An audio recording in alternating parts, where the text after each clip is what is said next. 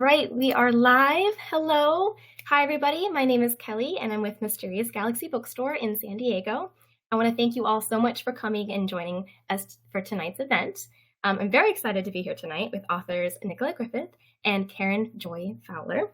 About our authors tonight, Nicola Griffith is the award-winning author of Spear, HILD, and most recently, MENEWOOD, and has written for Nature, New Scientist, The New York Times, The Guardian, and other publications. She is the founder and co-host of #PripLit, holds a PhD from Anglia Ruskin University, and enjoys a ferocious bout of wheelchair boxing.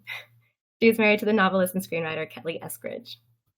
Joining Nicola in conversation today is Karen Joy Fowler, who is the author of 7 novels, including SARAH CANARY and Jane Austen Book Club, a New York Times bestseller. Her novel, We Are All Completely Beside Ourselves, won the PEN FAULKNER for fiction in 2013 and was shortlisted for the Man Booker. Her most recent novel, Booth, was published in March of 2022. So I will be heading out in just a bit, but before we get started, just a quick reminder and rundown of Crowdcast. To the right-hand side, you will see the chat section. Please use this as a space to chat amongst yourselves, but save your questions for the author for the Ask a Question section. There's a little question box with a little question mark in it. Use this to ask questions. Around the 40-minute mark, we will be taking some audience questions, so make sure to keep those separate from the chat. Finally, make sure to check out the little green purchase book button. You can buy, we have signed copies still in the store. So you can get your copy here at Mysterious Galaxy and support us, the bookstore, and the authors tonight by purchasing their books. All right, that is it from me. I'm going to disappear, but I'll hop back in when needed. Have a wonderful time talking about the book. Thank you. Thank you.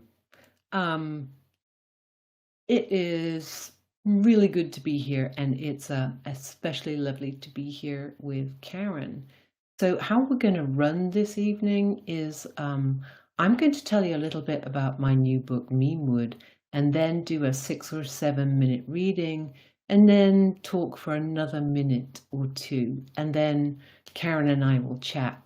But I would really like to leave a lot of time to answer your questions, because I'm always really curious about what you're curious about. So, okay. MENEWOOD is the follow-up to HILD, a novel set in 7th century Britain. That book was about a child, then a girl, growing into a young woman living in constant danger. Basically, she was living on her wits, on her powers of observation, I would say, that are so acute that she seems to be able to predict the future. In fact, she does this so well that Edwin, the king of Northumbria and HILD's uncle, makes her his seer and godmouth. The only problem about being a seer and godmouth is that you have to be infallible. It's kind of like being the Pope. Once you get it wrong, you're no longer infallible and therefore not really reliable. So HILD always has to be right. If she gets it wrong just once, she could lose her position and very possibly her life. So she's always living on this knife edge of danger.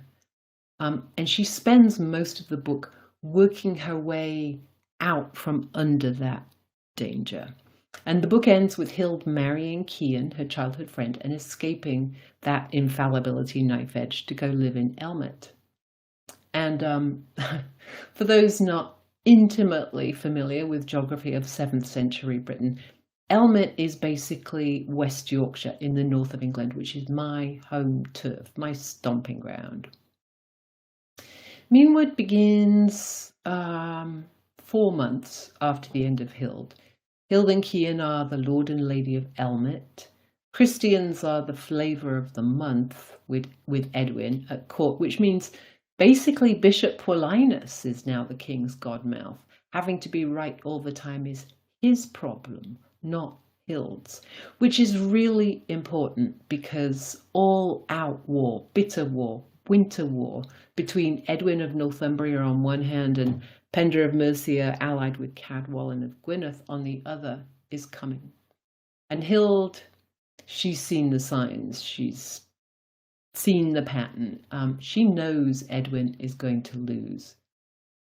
The bit I am going to read is set in October 632.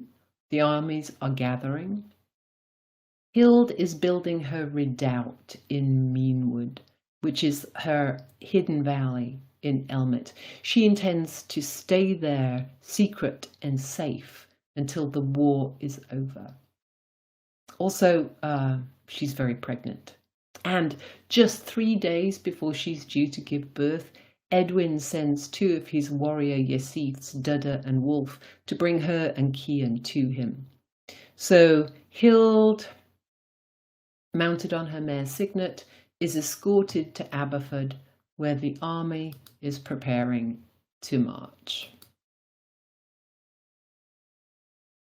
In the bright sun, Aberford smelt like a cauterizing iron, the air sudden and dangerous. They walked their horses past groups of men and lines of picketed mounts towards Edwin's banner of the Ifing boar. Opposite the banner stood the standard, its glass ball glinting blue, with the king's chair beneath it. Edwin sat, with Stephanus the priest standing at his left shoulder and his son Osfrith at his right. Where was poor Linus? Where was the king's overbishop and godmouth? Stephanus bent to murmur something in Edwin's ear as the king watched her and Cian approach. Hild couldn't tell if Edwin was listening to his priest or not. He moved from side to side, as restless as that awful Easter day after Eomer had tried to kill him. When he snapped his fingers at one of the housemen, everyone flinched. Dudda took Signet's reins and Wolf turned his mount to block Cian. The 2 men locked eyes. Without expression, Cian rested his sword hand on his thigh, ready to move. He looked at Hild. She shook her head. His sword hand remained on his thigh. She slid down from Signet with care. Edwin said loudly, "I see you have your dog as well trained as I have you. Now, come to heel." She kept her face smooth and her hand away from her sacks. She could kill him. None could stop her from so close, but she wouldn't survive it. And Penda would do it for her anyway, sooner or later. "Oh, you don't like that, do you?" Edwin said. Hild recognized the tone, goading, wanting to provoke something he could control. Stephanus smiled slightly, but Osfrith too knew his father. An uncertain king was a dangerous king, dangerous for everyone. "My king," she bent her head. The houseman handed Edwin a horn travelling cup. Without taking his gaze from Hild, he lifted the cup to his lip and appeared to sip. But Hild could tell by the strange swallow that he had taken nothing. Still loudly he said, "I am Edwin Ifing, over-king of the Isle. The part of the king is to win, and I always win. And the part of the king is to satisfy the gods on behalf of his people. But I'm tired of these skirted Christ priests of a skirted God who bleat from hiding about meekness and turning the other cheek and rewards in heaven. Men want to hear they will get their reward right here on Middle-earth." Stephanus leaned forward. "Lord King, we are not hiding. While the overbishop selflessly watches over the Queen's safety, I myself—" "Shut up." Edwin didn't lift his gaze from Hild. "The crow hides with the Queen in Sancton, probably with all the church treasure, my treasure, but we don't need him. Just as we don't need the men of Craven and their banners, do we?" He looked at Osfrith. "No," Osfrith said, steadily enough, but the sip he took from his own cup was more like a gulp. "Cadwallon alone rides with 80 men," Hild said. "Yes, and I have 4 times that many." Osferth looked into his cup. Edwin was overstating his numbers. Christ is on our side, Stephanus said. One more word, said Edwin. And to Hild, Honeytongue sends to only 400 march under Pender's banner. And to the Christ, numbers are as chaff in the wind, said Stephanus. Our cause is He stared down at the bubbling slash in his belly. Edwin wiped his sacks on Stephanus's sleeve and sat back down. He tilted the blade in the sun, beckoned one of the housemen close, used his tunic to polish away a smear near the hilt, and sheathed it. Behind him, Stephanus, cradling his coiled guts in his hands, folded onto the turf. Every rustle of cloth, every crunch of hoof on stone was distinct. A gust of wind lifted the Ifing banner. It snapped once, twice, then was still. Two housemen dragged Stephanus away. A loop of intestines like a bloody blue sausage trailed beside him, leaving a smear so bright it seemed to glow. So, now we need a new godmouth. That's you, niece. You're coming with us. The world slowed. My time is almost upon me. If you have to squeeze out your womb turd by the side of the road, kick dirt over it and be tied back on your horse, you will come. You are my godmouth. I have never spoken for any god. Weird then. Even gods bow before weird. Foresee our victory. Proclaim that winning is our weird. Your Hild, Butcherbird and Light of the World. Make them believe. Make me believe. Because he didn't believe. He was going down in red ruin and he knew it. But he must march. A king must lead his army when another king threatened his rule. To do otherwise meant being forsworn, branded craven and neathing, a man with no name. Edwin Ifing would march his Yaciths and Thanes, his spearmen and beardless striplings to war, because he wouldn't kneel to greater numbers, would not bow his head and call another man lord. He would lead them all to slaughter so that his good name would live on. But for his name to live, the fight must be worthy of song. And to make such a fight, his men had to believe that they could win. For weird was as it would be. Nothing was certain until the last throw. He was Edwin Overking, and she was his cup and knucklebones. So,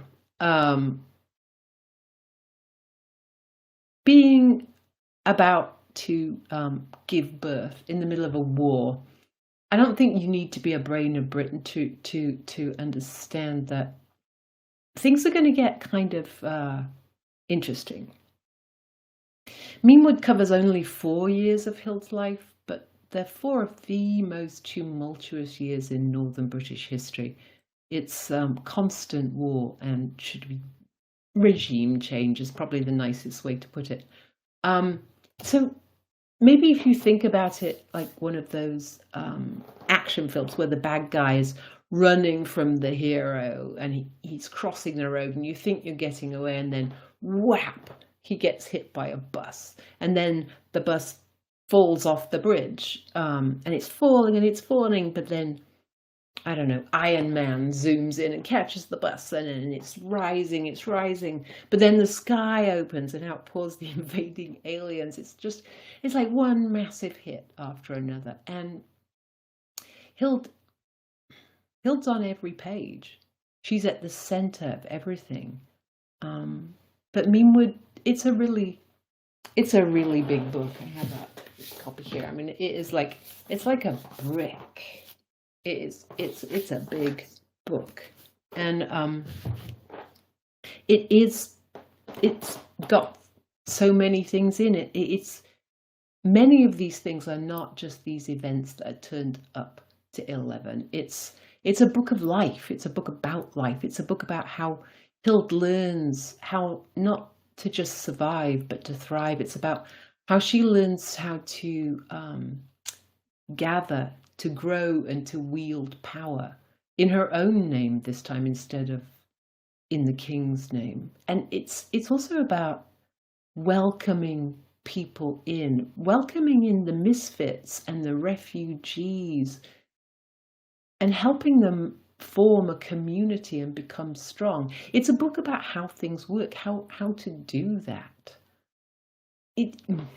Okay, it's a book about so many different things, major and minor, in all the different keys, that it's difficult sometimes to decide what aspects to focus on. So I am very lucky tonight that that's not my job. That's what you're for, Karen. So I guess over to you. Where would you like to begin? Well, that's a nice segue into something that I did want to talk to you about, which is, first of all, just what an accomplishment. It's just an amazing, it feels like a life's work that that you have managed in the midst of other books and other projects. But one of the things that I loved best about it is that it is so capacious. And I'm not sure. Usually I'm used to a sort of structure where we move kind of from one big event to another big event to another big event without with a lot of the interstitial moments erased. And this book is just so good among the many things it's good at the dailiness of life.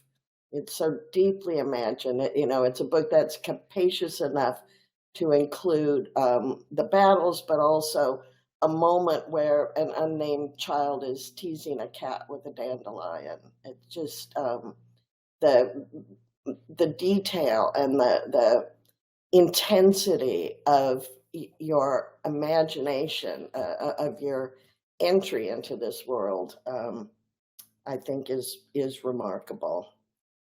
But the question I was going to ask first, as I said, this seems like a life's work, and yet you published another book this year as well. And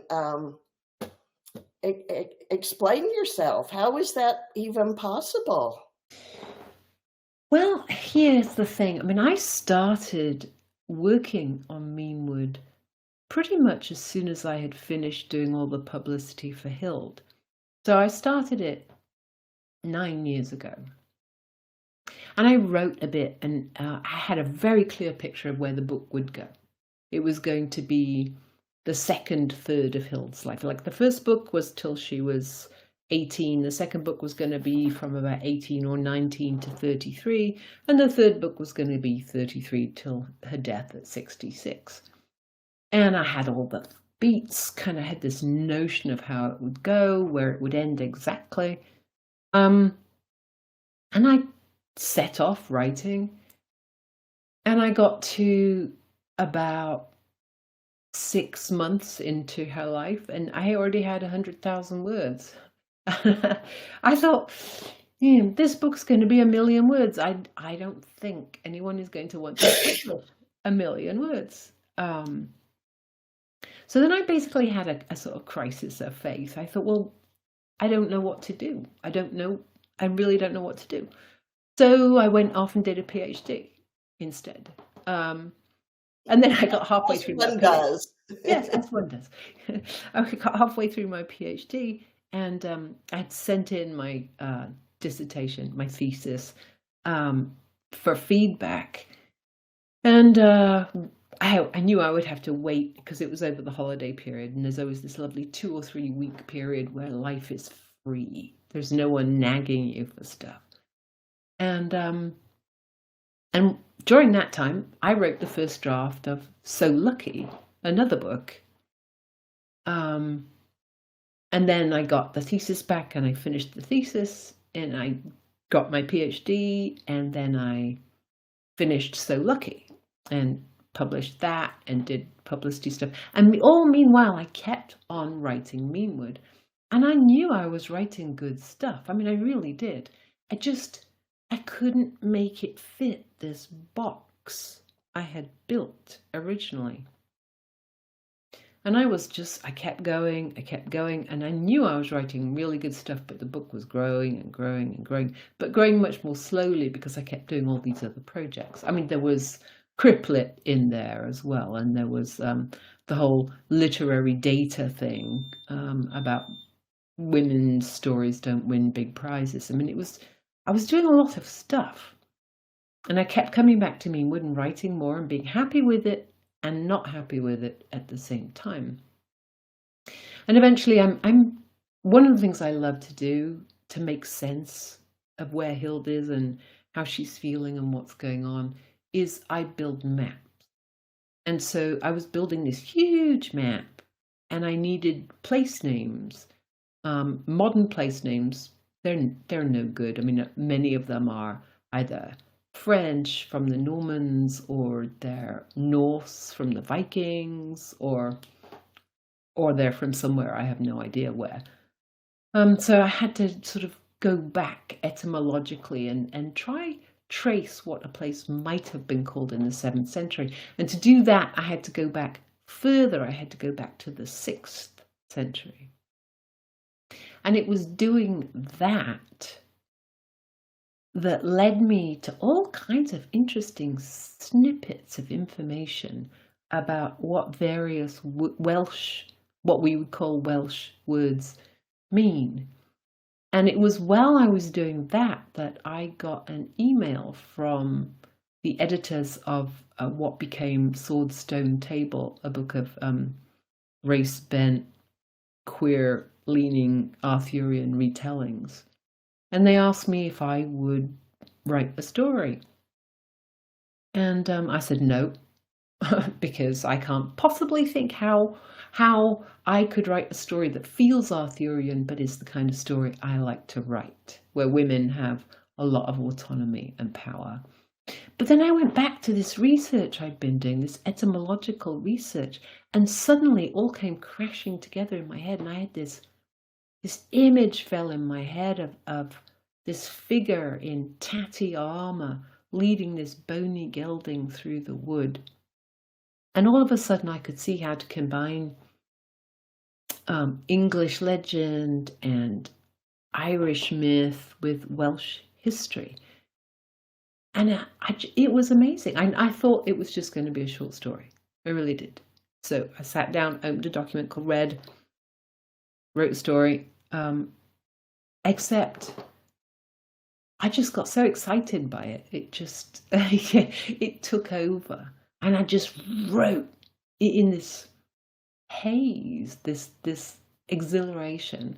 And after 17 days, I had Spear. I had this book.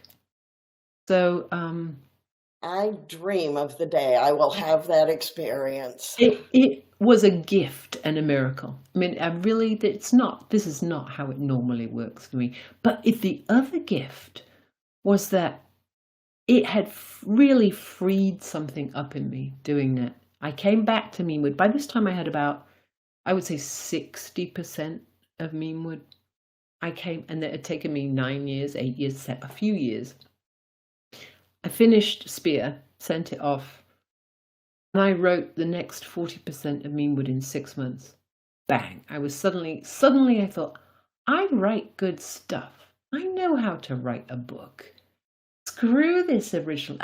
No, it's going to be different. I'm going to do this. And as soon as I gave myself permission, really explicit permission, it was easy. I so frequently think of a quote that a writer friend of mine said to me once, which is that she was talking about short stories, but it's all of a muchness. She said every story she writes arises from the ashes of the story she thought she was going to write.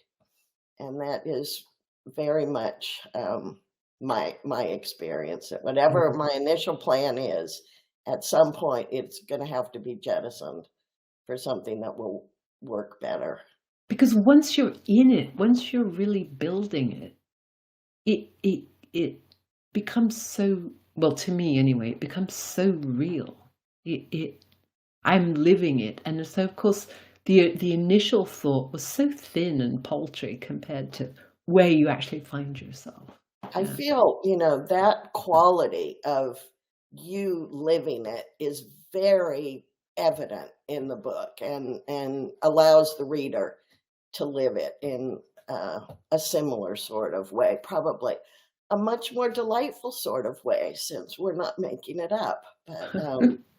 But I just feel I've seldom read a book where it was more clear to me how deeply transported the writer was by the material. So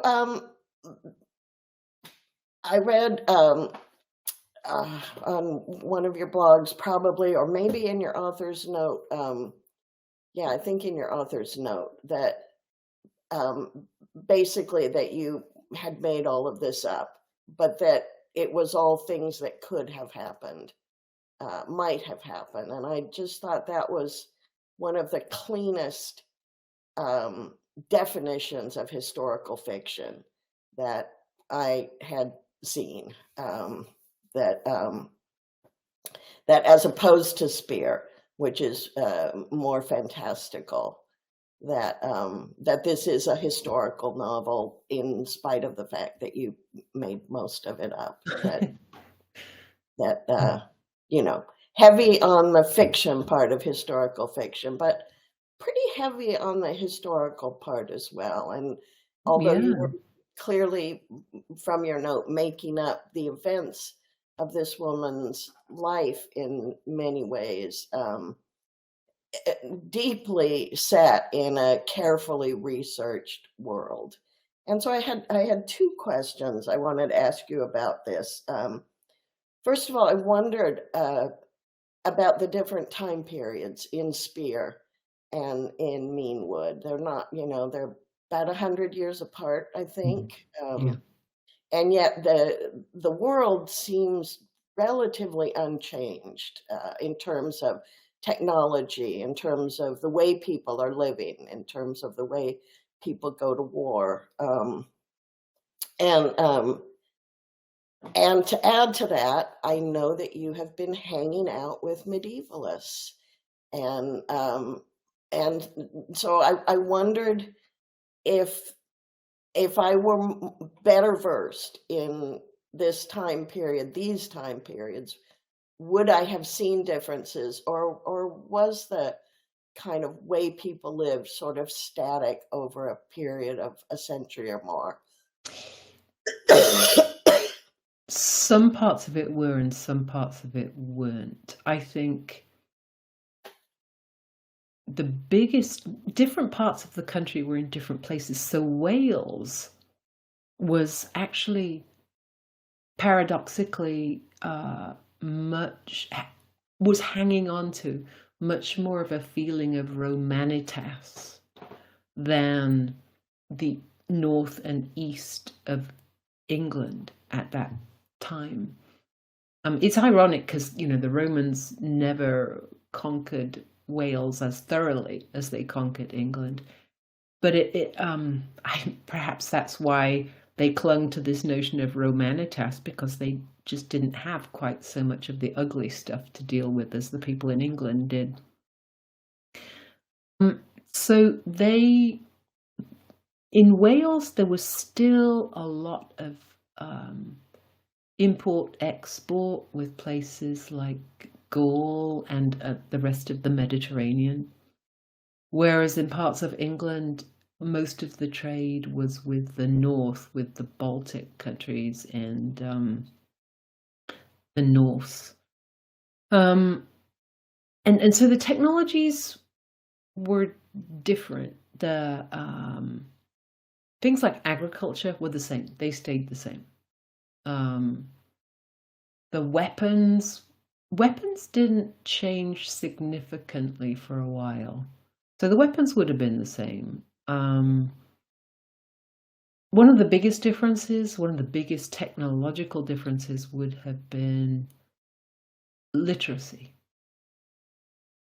Parts of Wales were still hanging on to literacy via old school Christianity that had come over in the 3rd and 4th century. And parts of England had zero literacy. And then it was growing again from the south. So it was this crossover period. So parts of it were very similar and parts of it were really different. I don't know if that's a satisfying answer. It was like, it depends, is the real answer. I'm sorry, I'm recovering from a cold. I'm having a little trouble with a cough. I'm muting myself on and off, sucking on cough drops. But writers are unsightly people, and we just have to face that. So you went to a conference in England with the medievalists. What are the medievalists excited about right now?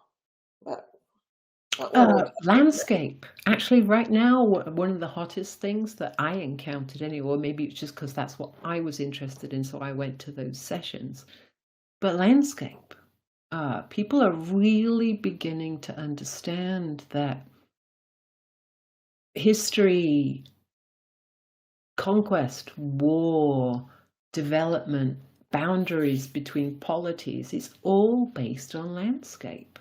Landscape and climate events, it's like, that's the story of history. That and, disease, which is largely based on climate events and landscape anyway. Yeah, so it was fascinating for me there. I have wanted to go to the International Medieval Congress in Leeds for, I don't know, ever since I heard it existed, which was quite a few years ago. And of course, Leeds is where I was born and bred. Leeds is my hometown, and it's the biggest humanities conference in Europe. It's a huge thing. They basically turned the centre of Leeds briefly into ye olde medieval-y town with jousts and all kinds. It's great. It's like a theme park, very briefly, but very English sort of theme park. And I'd wanted to go, but I could A, never afford it, or B, couldn't afford the time, or etc., etc., etc. And eventually I got to know people through their blogs, and I would be talking to them. I got invited to go speak a couple of places, and eventually they asked me if I would go do a thing at IMC, and they partially paid for it, and a whole bunch of medievalists showed up for my talk. It was thrilling. It was thrilling to me. I loved it. It felt like validation, Do you know, actually, one of the best things was at the end when it was the Q&A, which I always love, 2 separate people basically stood up and, they started there, well, this is less of a question than a comment. And I'm like, oh. But no, what they wanted to do was testify. They wanted to say, I got into medieval history because I read HILD. And I was like, oh, okay, comment away. Well, that's amazing. It was wonderful. Yeah, it was really good. I enjoyed it. I went years ago to Jane Austen convention, the North American Society of Jane Austen, and was startled at how much like a science fiction convention I found it to be. There were people in costumes, there were, people so deeply attached to a set of books. I felt very comfortable. I told several people this is just like a science fiction convention. It is, and everyone hangs out in the bar. And it's great. Yeah. All right. I've got a couple of big questions. One of which involves the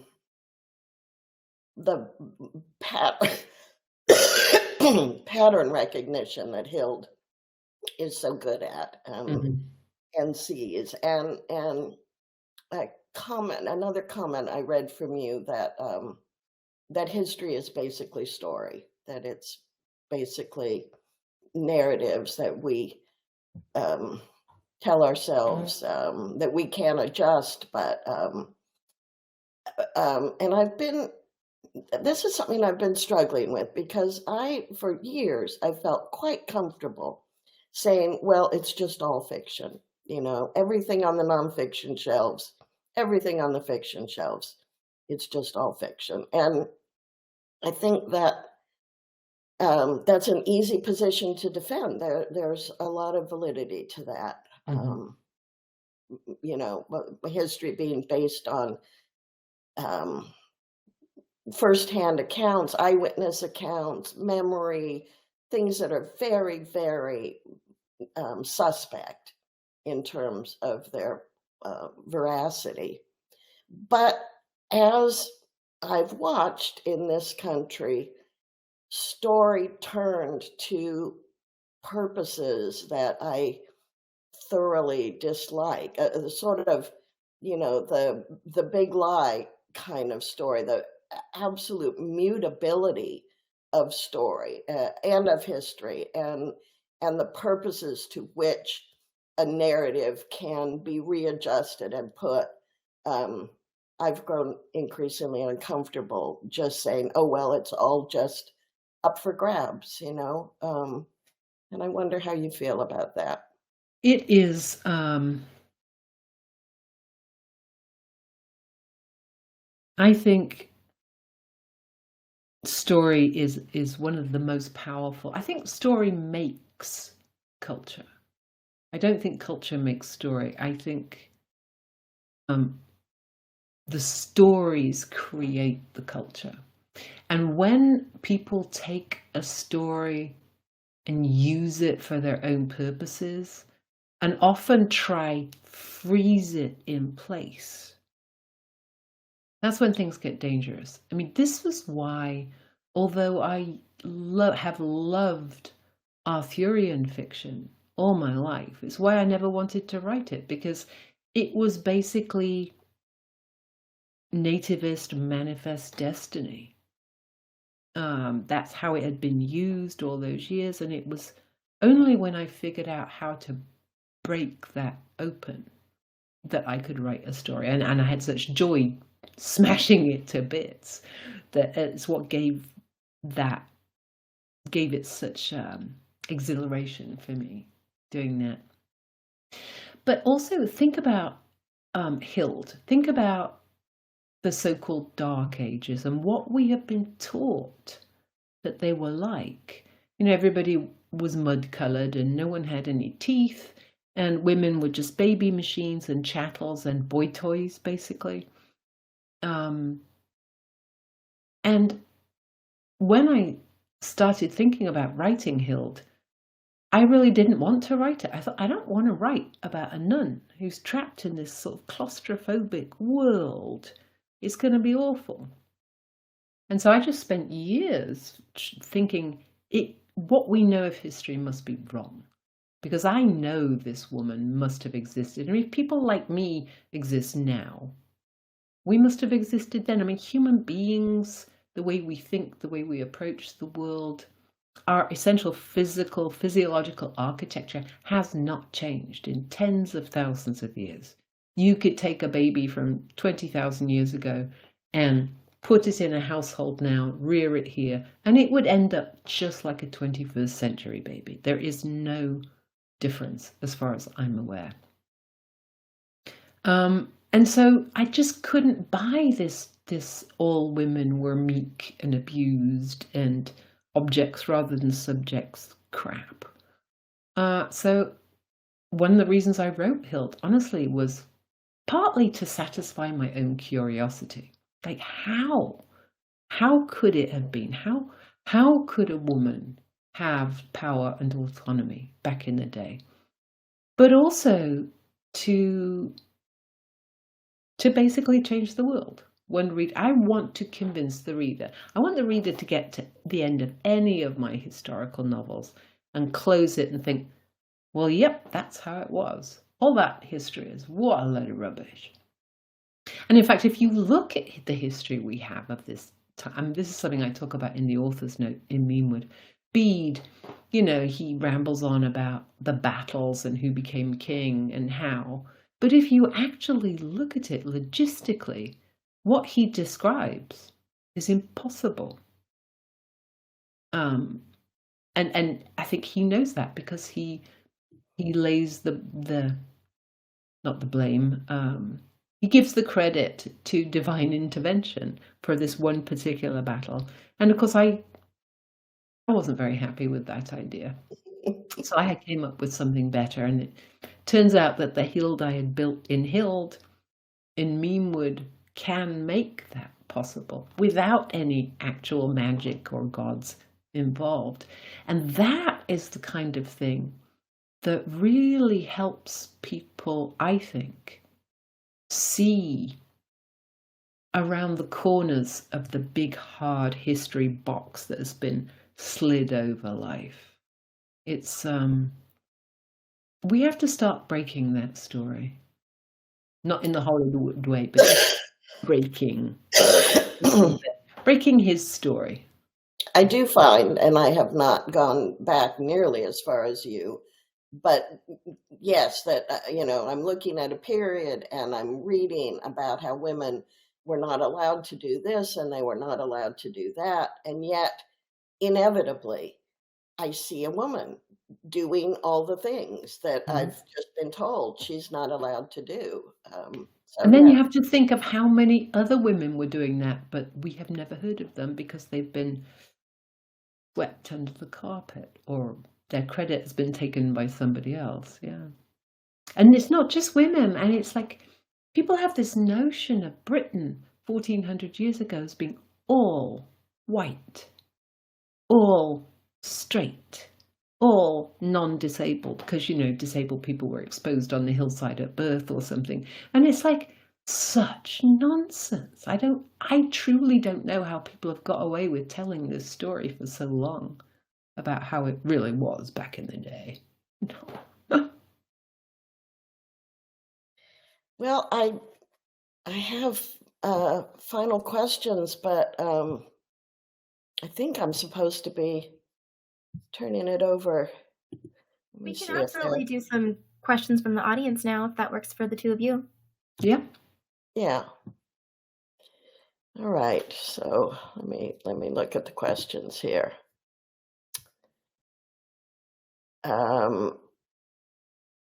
Well, actually, this question is very much what we were just talking about, that HILD is so obviously one of a kind in her skills and abilities and able to do things even as a very young woman, that the person posing the question is suggesting that less anomalous women would not have been able to do.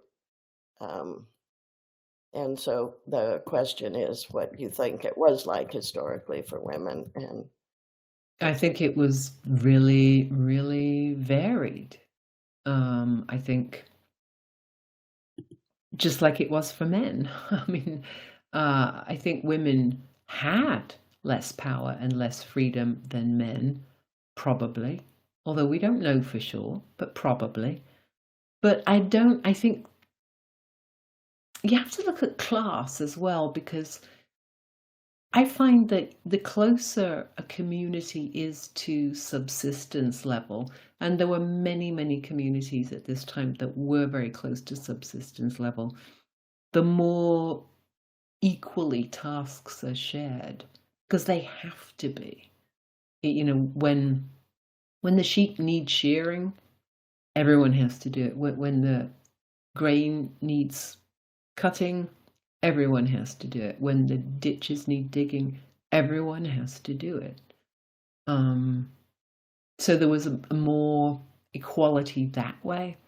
But then, of course, you run into the difficulties of childbearing. And obviously, if women tend to die in their 20s having babies, you don't get a lot of female experience in the world, and so men get to assume a certain amount of power. But no, I think there were extraordinary women just as there were extraordinary men. Was Hild ordinary? No, she wasn't. She wasn't typical at all. And because it's like, well, why write about her if she was ordinary and typical? That's not what interests me as a writer. I want to see where the edges are. I'm like Hild that way. I like the edges of things. And Hild very much is on the edge.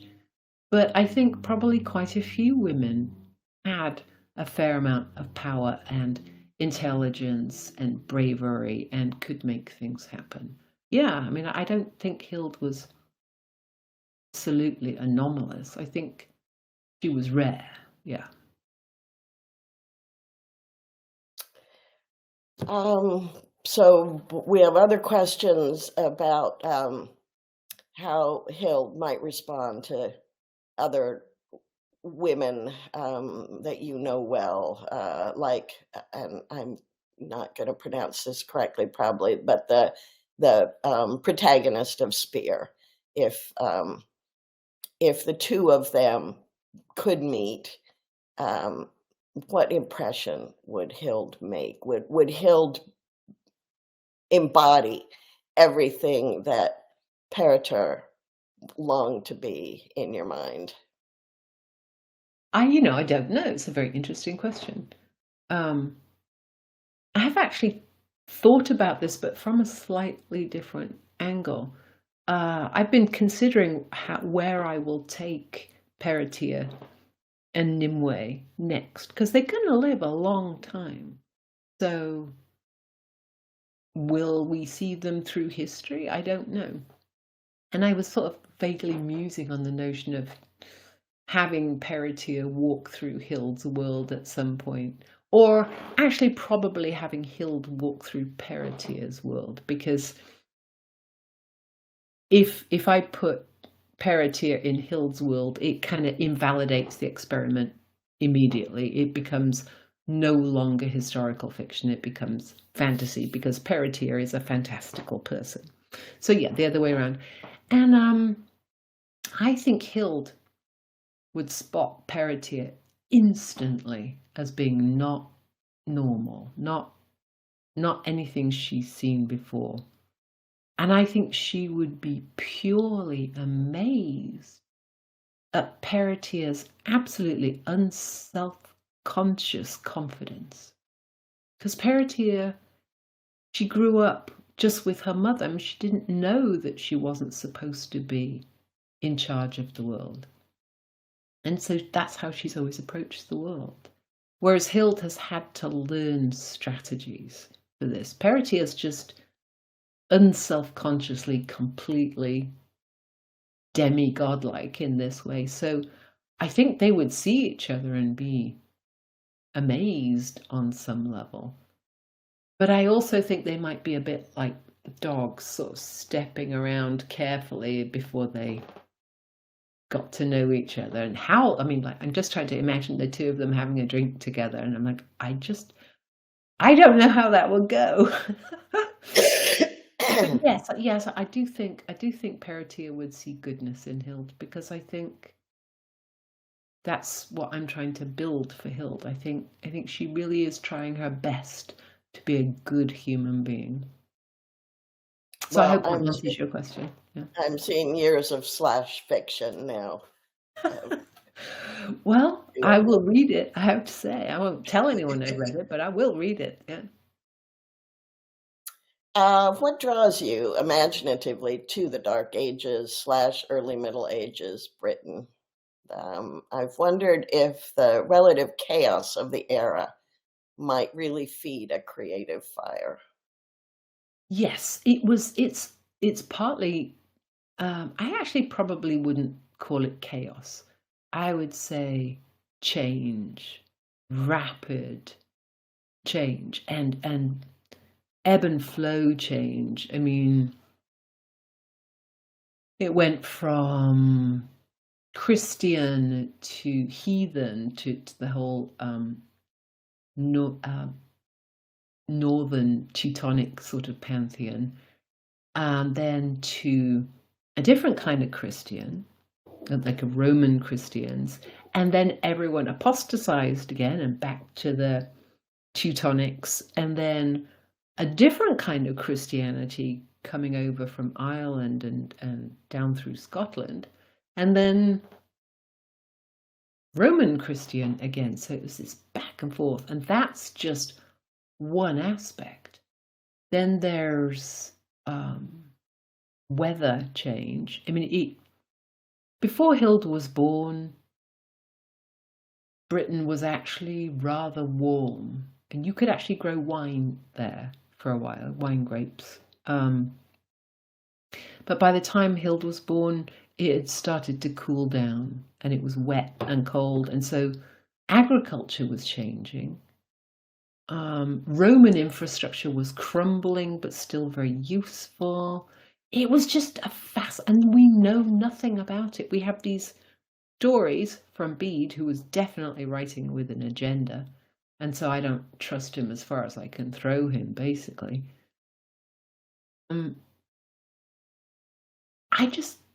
Yes, this whole notion of constant change, plus, honestly, it is where both these books, HILD and MENEWOOD, come from, is that day when I went to Whitby Abbey for the first time and stepped across the threshold of the Abbey, and my life changed. I think that day might be what really made me a writer.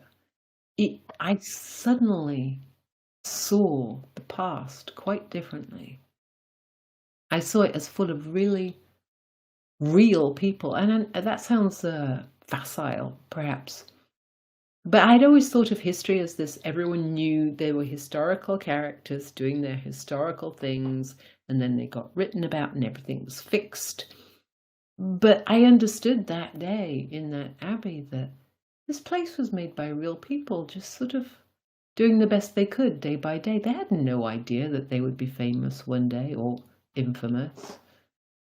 And it's Yorkshire. It's where I was born, around there, and where HILD spent her early life in Elmet. That was literally, MENEWOOD is a big park, it's a neighborhood, and it's a valley. MENEWOOD Valley is a real place in Leeds. And as a kid, I ran wild there. I loved that place. I loved the smell of it, the sound of it, the touch of it, the feel of it on my skin. And after that day in Whitby, I wondered what that place would have been like at the time when there were no contrails in the sky, there was no car exhaust, there were no tarmac roads, there was no constant din of buses and jackhammers and a million dogs barking. None of that would be there, and I just wanted to know how it smelled, what it was like, what the change would do to people, how we would live our lives differently in a different time and place. So, yeah, I mean, plus, honestly, okay, this is truth now. Writers tell good stories. This part is real. I just really like stories where people get to make their own rules, where they get to make their own way. I love stories where people whack each other's heads off with swords. Once I get to the kind of history with parliaments and laws, it's like I lose interest because it becomes really constraining. So yeah, it's a mix of all those things. I was struck responding to your people whacking each other's heads off with swords by the by the joy of battle that several of the characters in your book feel, that they look forward to it. They're very electrified by it as it's happening. Tragically in the world today, we have seen examples quite recently in Israel and in Ukraine of sort of berserker behaviors and a kind of joy in destruction. But I'm struck by the fact that the images of war that are most familiar to me, the battles in World War I and in World War II, you see none of that. You know, that kind of joy of conflict appears to have vanished.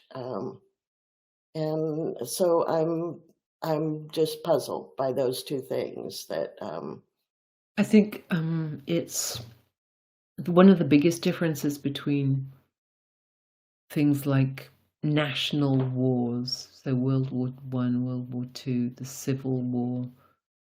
You're talking about groups of men, and they were almost all men, tens and tens of thousands of them facing each other. But when you look at HILD's time, the legal definition of a war band was 30 armed men or more. You could have a war with fewer than 100 people, and it's a war that would change history for that part of the country. And these people, this was their profession. It's what they did. It wasn't just they got conscripted and a rifle slapped in their hand and go off and march in the mud and die for a truly pointless war. Like World War I was the most pointless war ever. It was just a terrible waste. I mean, all war is a waste, but that one was particularly wasteful. So no, I can't imagine one would feel any kind of joy at all. And I think HILD and her people, what they feel is not so much joy. HILD certainly feels no joy in battle, but there's a certain thrill of commitment once it is happening and she sees it's happening. And speaking as someone who has done a lot of martial arts and used to teach women's self-defense, it is exhilarating to use your body to the absolute max. The difference, there can be the difference one breath and the next between them going down and you going down. It is, that itself is amazing. It's not something one looks forward to, but if and when you have to be in it, if you can't get behind that rush, then you'll die. I mean, and so I suppose it's a natural selection thing. The people who end up good at it are those who feel this thing. Otherwise, they wouldn't be around to feel anything. I don't know if I'm answering your question, but I hope so. I am satisfied with that answer.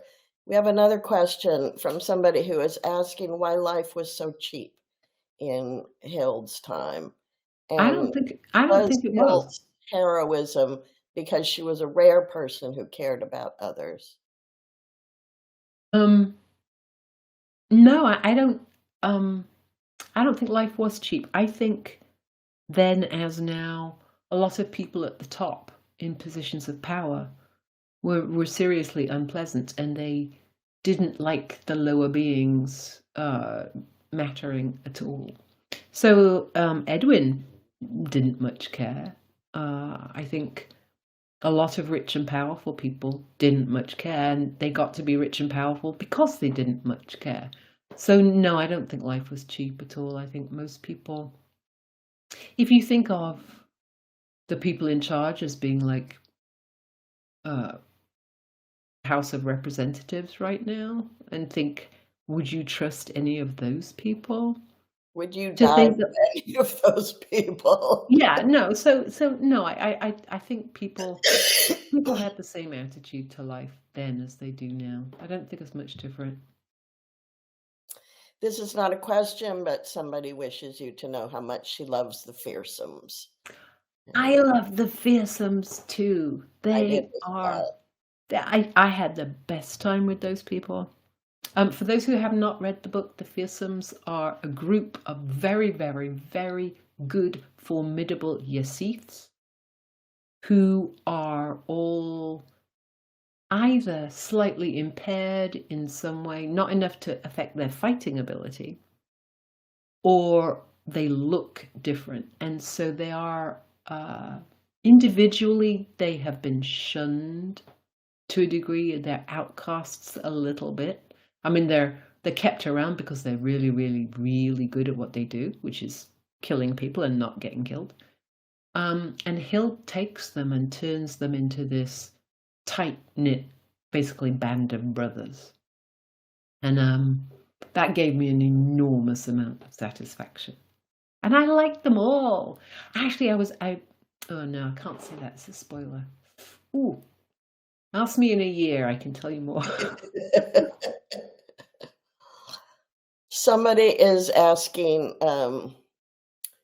if it is mere coincidence that HILD is associated with ammonites. Absolutely not. That day in Whitby, it changed my life, like I said, and it's one of the reasons I became a writer, and that was where I discovered ammonites. Ammonites are fossils that look like snakes turned into stone, curled up.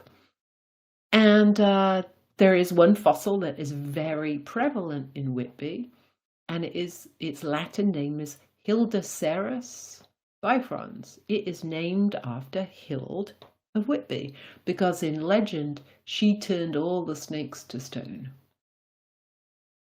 So no, it's not even a bit of a coincidence. And so the first book I wrote, Ammonite, I mean, ammonites were in my head. I was already thinking about this stuff on some level. And then, of course, ammonites appear, well, Whitby appears, and therefore ammonite appears in one of the Torvingen books. And so, yeah, now ammonites, HILD, it's all deeply connected. And then, of course, if you look at what makes an ammonite's shell shape, I mean, the operating biological principle that governs the growth of that shell is phi, the golden ratio. And it is a very particular pattern that's repeated in sunflower seeds and pine cones and all that stuff. So I find phi fascinating. Phi, the golden ratio, is what makes the rooms of really nice Georgian houses so pleasing, the proportions of the rooms.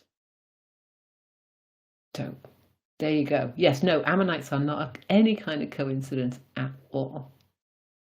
We had a question that disappeared about writer's block and how you deal with it. And I'm not hearing that it's a problem for you really at all. Here's I'm not sure I know what writer's block is. There are times when I am stuck,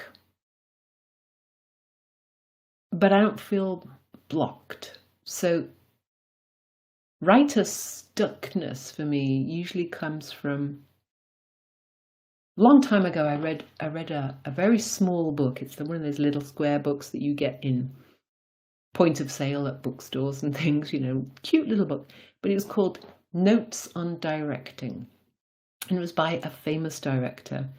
And one of the things he said in there really stuck with me, which is that if a scene is not working, you have entered it wrong.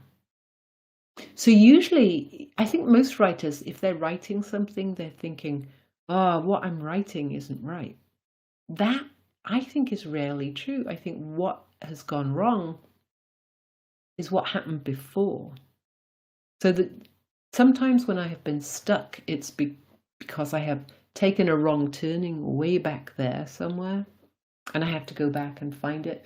And those times are heartbreaking. You have to go unpick tens of thousands of words, and you can never get those words back. People say, take it and put it in a folder. One day you can use it. No, you can't. I mean, they're pretty. You can enjoy looking at them and stroking them and patting them and sighing, but you can never use them again. They're dead,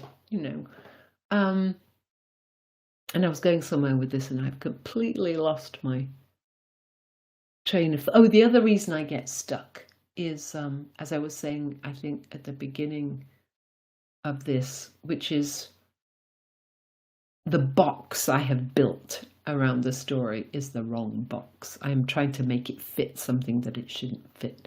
But yeah, block. No, I don't think I suffer writer's block. I wasn't clear about the question on the cheapness of life. The strong could kill the weak without penalty. Is today's system of laws the only reason people in power, like Edwin, do not kill so easily? If human nature is the same, as you say, HILD would be rare. Sorry, I'm having trouble navigating. If it goes on from there, I'm not able to see it. HILD would be rare because she was a person in power who wasn't murdery. Well, she was sometimes, when called upon.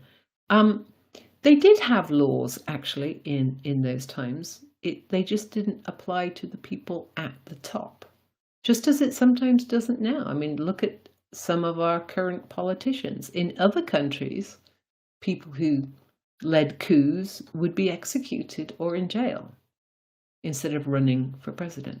There were laws in the day. They were very local laws, so every polity had its own set of rules, and the king was the law. The king was not a you can't say he was above the law, or you can't say he obeyed the law. He was the law, which was true, I think, in most places up until, I don't know, sometime maybe around after Magna Carta. Yeah. So yeah, no, I still think life was not cheap then.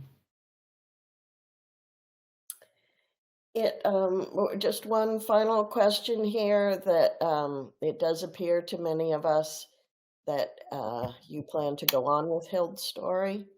Is that your next project, or? I don't know. The HILD books take a very long time. It's partly the research, but it's also because I have to live it. I have to really understand something. I have to smell it. I have to touch it. I have to understand the up and down of the hillside in order to write it, and that just doesn't happen overnight. But I do think that I will be writing some short fiction. I want to write a couple of Aud short stories because I want to get back to Aud. And I do think. Question, so. Oh, okay. Well anticipated. Yeah, and then I do want to do more with Peretia. So, but what comes first? I don't know. I think what I need to do is go to World Fantasy, come home, sleep for a week, have a rest, play with the cats, and then I'll start to have some notions of where to go from here. But right now it's just all been do. Just like 2 books in 2 years it's a lot for me. It would be a lot for anybody. Like I said, massive books. I just want to make one more observation before I'm seeing that I'm about to be hooked off the stage. But this beautiful cover, to me, she looks so much like you. Has anybody mentioned that to you? A couple of people have said that, but they say that about the covers of almost all my books, like The Blue Face and Stay, particularly. People are like, "Oh, is that you?" I'm like, it really isn't me. No, and I don't think the Balbusos had any notion of what I looked like. I think her eye color is similar. I mean, I have blue with green eyes, and so does she, but she's much taller, bigger. much bigger in every way, and she has long hair and kind of chestnut hair, and yeah, it's just the face. Yeah, the face looks very much like you. Yeah, it might just be the 1,000-yard stare. I don't know. All right. Are you pulling the plug on us here? It's been such a treat to hear both of you talk, but sadly the hour has passed. Thank you both so much for this. Is such a fun conversation to talk about medieval history and women's roles in medieval history that so often get ignored, and writing and medieval academia. It's been a absolute pleasure. So thank you both again for being here tonight. It's been a pleasure for me. I have really enjoyed it. For me, it's a great way to end the MENEWOOD tour. So thank you very much. Everyone, don't forget, you can get your copies at Mysterious Galaxy. You can purchase online, over the phone, or in store. We still have some signed copies. We also will have some signed book plates as well. Thank you both so much. I'm going to go ahead. Such a fabulous book. You will not regret purchasing it and having a copy of your very own. And just really, you mentioned the cover. I don't know if you can see the gold and everything. It's a beautiful book, like inside and out. It is stunning. All right. Well, have a good time at the World Fantasy. Thank you. I have to go to bed pretty soon. Yes. Get up. Yeah. Let you do that. Have a wonderful night, everybody. And, thank you again. Thank you. Calling my love. I will. Bye. Bye. Thank you.